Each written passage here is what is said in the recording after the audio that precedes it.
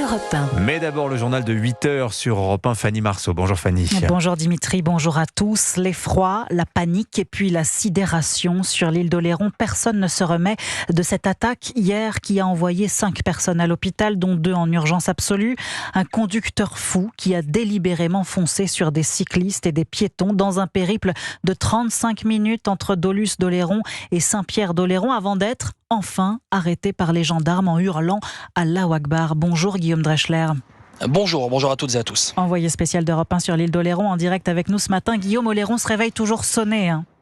Oui, la ville de Saint-Pierre d'Oléron se réveille doucement avec tout de même une gueule de bois. Les rues sont plutôt désertes. Oléron, l'effroi, titre le journal Sud-Ouest. L'effroi, mais pas que pour Patricia, habitante de Saint-Pierre, attablée à la terrasse d'un café. Voilà, je trouve ça lamentable. Ces mecs-là, faudrait les enfermer à vie. Non, mais vraiment, je plaisante pas, là. C'est de la colère ? C'est pas de la colère, c'est de la tristesse. Peu sont ceux à vouloir s'exprimer. Mais tout près, Valérie, elle, est surprise. Les premiers éléments de l'enquête évoquent une possible radicalisation de l'assaillant. Ça peut arriver ici, malgré que ce soit une île très calme. On est très tranquille l'hiver, on n'a pas de soucis particuliers, donc voilà, quoi. Ça peut arriver n'importe où. Finalement, c'est ça, ouais. Ça fait bizarre quand même. Alors, le suspect, Guillaume, qui a été interpellé hier, il a passé sa première nuit en garde à vue. Le parquet antiterroriste ne s'est pour l'heure pas saisi du dossier, mais les premiers mots de l'homme semblent montrer des signes de radicalisation. Oui, Allam a confié une mission, c'est ce que le suspect Jean G, 35 ans, aurait confié aux enquêteurs au cours d'une première audition où il aurait tenu des propos assez confus. Un homme seulement connu pour des délits mineurs, jusque-là condamné en 2022 pour des violences sur son employeur, selon les informations d'Europe 1, mais qui semble avoir consulté des contenus djihadistes récemment. Le parquet national antiterroriste n'a pas été saisi à ce stade, mais reste en observation. De nouveaux éléments devraient arriver dans la journée par le parquet de La Rochelle. Merci Guillaume Dreschler en direct de l'île d'Oléron pour Europe 1. Pas de saisie, on l'a dit, du parquet antiterroriste pour le moment. Une magistrate a cependant été envoyée à Oléron en observation. William Molinier, la justice antiterroriste a du mal à qualifier ce type de passage à l'acte. Oui, parce que pour la justice, crier Allahu Akbar n'est pas suffisant pour signer un acte terroriste. À cette heure, le parquet antiterroriste estime qu'il n'a pas suffisamment d'éléments pour prendre l'affaire, et ce, malgré le recours à un mode opératoire, la voiture bélier, largement prônée par la propagande de l'État islamique. Des bouteilles de gaz ont par ailleurs été retrouvées dans la voiture que le suspect tentait d'incendier. Était-ce pour faire disparaître des traces ou bien pour blesser les gendarmes venus l'interpeller? Dans ce cas-là, ce serait encore un marqueur d'une idéologie visant à semer la terreur. La justice antiterroriste a du mal à se saisir de ces actions violentes rudimentaires et inspirées par l'idéologie islamiste quand elles ne sont pas assumées, si ce n'est revendiquées. Et cela ne date pas d'aujourd'hui. En 2020 déjà, un Pakistanais sous OQTF avait agressé à Sarcelles à la hache un passant devant un commissariat. Le même jour que l'attentat commis devant les anciens locaux de Charlie Hebdo, lui aussi avait crié Allahu Akbar, mais la justice avait refusé de qualifier cet acte de terroriste. William Molinier du service police-justice d'Europe 1. Un débat houleux à l'Assemblée nationale. Le RN réclame des comptes au ministre de l'Intérieur après ce qui vient de se passer à Oléron. Le Rassemblement national qui compte dans ses rangs une victime, Emma Vallin, collaboratrice parlementaire du parti. Autre sujet, l'Assemblée nationale débat toujours, elle, du budget de la sécurité sociale. Elle a voté hier un coup dur pour 15 millions d'épargnants. Les PEL, PEA et Assurance Vie vont voir leur impôt bondir. La CSG a été augmentée hier sur proposition des socialistes avec le soutien des macronistes afin de financer la suspension de la réforme des retraites. Et les débats budgétaires, comme tous les autres, sont ouverts au public. Hier, des enfants ont pu y assister dans les tribunes de l'hémicycle. Et parmi eux, des fillettes voilées. Bonjour Christophe Bordet. Bonjour à tous. Des enfants voilés au sein de l'Assemblée nationale. Le Rassemblement national crie à la provocation.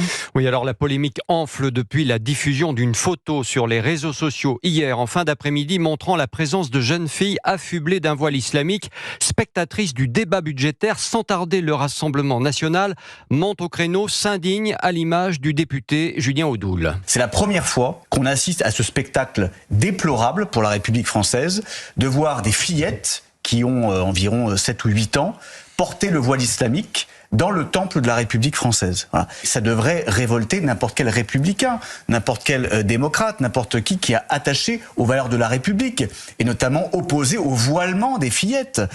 Julien Audoul sur CNews hier soir qui interpelle la présidente de l'Assemblée nationale. Yaël Braun-Pivet répond et juge, je cite, inacceptable la présence de signes religieux ostensibles dans l'enceinte de l'Assemblée nationale. Elle appelle à la vigilance du côté du règlement de l'Assemblée. Justement, rien ne semble interdire clairement aux visiteurs de porter l'un ou l'autre signe religieux. Seul l'article 8 indique qu'il faut porter une tenue correcte, être à découvert, c'est assez flou, il faut bien le dire, et être surtout silencieux. Merci Christophe Bordet. Vous écoutez Europe 1 matin, il est 8h06. Nous sommes le jeudi 6 novembre, c'est aujourd'hui la journée nationale de lutte contre le harcèlement scolaire. Et contre le silence des victimes, un tiers des enfants concernés n'osent pas en parler à ses parents, alors que le harcèlement touche une famille sur 3 en France. Pour libérer la parole et éveiller les consciences, l'association Asmae Sœur Emmanuelle multiplie les ateliers de prévention dans les écoles, les collèges, les lycées. Reportage dans une classe de 6e à Meudon, en région parisienne. Antoine Bienvaux. Que faire face au harcèlement ? À l'évocation du mot harcèlement, des dizaines de mains se lèvent au-dessus des jeunes têtes blondes de cette classe de 6e. Ici, tous les élèves participent, se confient, même parfois sous la supervision de Clotilde de l'association Asmae qui anime la séance. Il y a beaucoup de mains levées et je pense qu'on pourrait passer 3 heures ensemble à discuter de ce sujet. Des échanges ouverts et sans jugement qui font mouche chez les élèves. Le harcèlement, c'est pas bien, ça peut mener à des trucs très graves. Ça fait de la peine et ça peut impacter sur le mental. Si on harcèle, on doit le dire à quelqu'un. Une prise de conscience du harcèlement scolaire, mais aussi des violences sur Internet auxquelles ces ados de 11 ans peuvent déjà être confrontés. C'est l'âge où ils découvrent beaucoup les réseaux sociaux, donc c'est important de dire que tout ce qui est insultes, moqueries, ça peut faire partie du cyberharcèlement. À la fin de la séance, un questionnaire anonyme est distribué. Objectif, savoir ce que les élèves ont retenu du cours, mais aussi les inciter à se confier sur leurs éventuelles souffrances. Il y a des enfants qui témoignent. On a une petite fille qui nous a dit qu'elle n'était pas sortie de cette situation de harcèlement et qu'elle a été prise en charge par un membre de l'établissement. Chaque élève repart aussi avec un petit document baptisé harcélomètre, destiné à les aider à reconnaître une situation de harcèlement. Antoine Bienvaux. Le sport, direction la Martinique, où sont arrivés les premiers bateaux de la Transat Café L'Or. Et on retrouve en direct l'envoyé spécial d'Europe 1 Fort-de-France, Axel May. Il est 3h du matin pour vous. Vous attendez maintenant le 2e navire de la catégorie ultime, après l'arrivée il y a quelques heures du SVR Lazartigue, qu'on suit sur Europe 1 depuis le début de la course.